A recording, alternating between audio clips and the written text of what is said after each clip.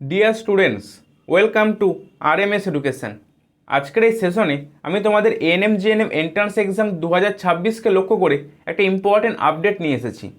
আর সেটা তোমরা নিশ্চয়ই প্রত্যেকেই এই ভিডিও থাম্বনেল দেখে বুঝে গিয়েছো যে আজকের সেশনে আলোচ্য বিষয় কী হতে চলেছে।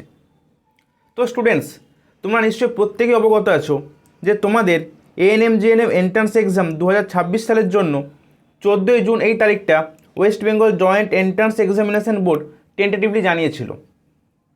এই সেই কিন্তু অফিসিয়াল নোটিফিকেশান, যেখানে জানানো হয়েছিল তোমাদের পরীক্ষাটা 14ই জুন 2026 তারিখে কিন্তু হতে চলেছে।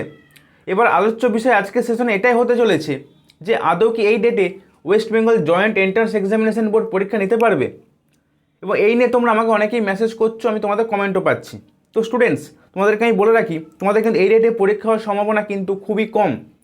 কেননা তোমাদেরকে আমি একটা নোটিফিকেশান দেখাই, তার শর্ট নোটিশ তোমাদের সামনে আমি তুলে ধরছি, যেখানে বলা আছে দেখো, এই নোটিশটা ওয়েস্ট বেঙ্গল পাবলিক সার্ভিস কমিশনের, ঠিক আছে, ওয়েস্ট বেঙ্গল পাবলিক সার্ভিস কমিশনের নোটিশ, যেখানে জানানো হয়েছে তারা 14ই জুন তারা কিন্তু তাদের ডব্লিউবিসিএস যে এক্সামিনেশনটা রয়েছে সেটা তারা কিন্তু অনুষ্ঠিত করতে চলেছে 12টা থেকে 2:30 PM, মানে 2.5 ঘন্টার পরীক্ষাটা হয়ে থাকে, এবং সেটা কিন্তু কলকাতা সহ 25টা ডিস্ট্রিক্টে কিন্তু সেন্টার পড়বে, ঠিক আছে। এবং এখানে কিন্তু ক্যান্ডিডেট প্রচুর সংখ্যাতেই রয়েছে, যে খুব কম সংখ্যক ক্যান্ডিডেট, যার জন্য দুটো পরীক্ষায় বোর্ড নিতে পারবে, দুটো বোর্ড, কিন্তু এখানে কিন্তু পরীক্ষার্থীর সংখ্যা অনেক রয়েছে, তাই অনেক কিন্তু ভেন্যু তাদেরকে সিলেক্ট করতে হবে।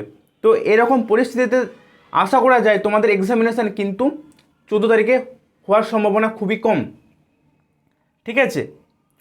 তোমাদের পরীক্ষা হওয়ার সম্ভাবনা কিন্তু খুবই কম। এবার তোমাদেরকে আমি বলে রাখি, তোমরা কিন্তু তোমাদের প্রিপারেশন যেভাবে চালিয়ে যাচ্ছিলে সেভাবে কিন্তু চালিয়ে যাও।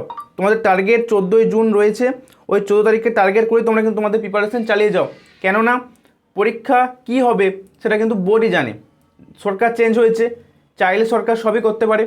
তো এরকম পরিস্থিতিতে তোমাদের পরীক্ষা হওয়ার সম্ভাবনা খুবই কম, কিন্তু তবুও তোমরা কিন্তু ওই তারিখটাকে ধরেই পরীক্ষা প্রিপারেশন চালিয়ে যাও। যদি পরীক্ষা পিছিয়ে যায়, বড়জোর 21শে জুন পরীক্ষা তোমাদের হওয়ার সম্ভাবনা রয়েছে, ঠিক আছে। এক সপ্তাহ পরে 21শে জুন দেখো রবিবার পড়বে, ওই তারিখে তোমাদের পরীক্ষা হওয়ার সম্ভাবনা বেশি রয়েছে, ঠিক আছে, যদি 14 তারিখে পরীক্ষাটা না হয়। ক্লিয়ার?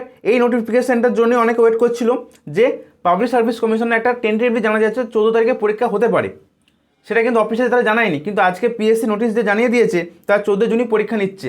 তাহলে এরকম পরিস্থিতিতে তোমাদের কিন্তু পরীক্ষা হওয়ার সম্ভাবনা খুবই কম, ঠিক আছে। আসলে তোমাদের প্রত্যেককে আমি তোমাদের ডাউটটা ক্লিয়ার করতে পেরেছি। তো স্টুডেন্টস, এবার আমি তোমাদেরকে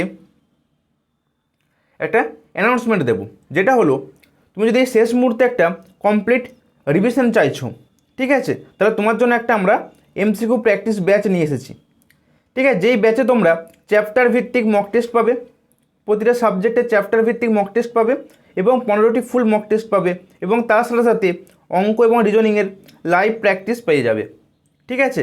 এই ব্যাচটা এই মে মাসের 1 তারিখ থেকে শুরু হয়েছে, ঠিক আছে, প্র্যাকটিস চলছে।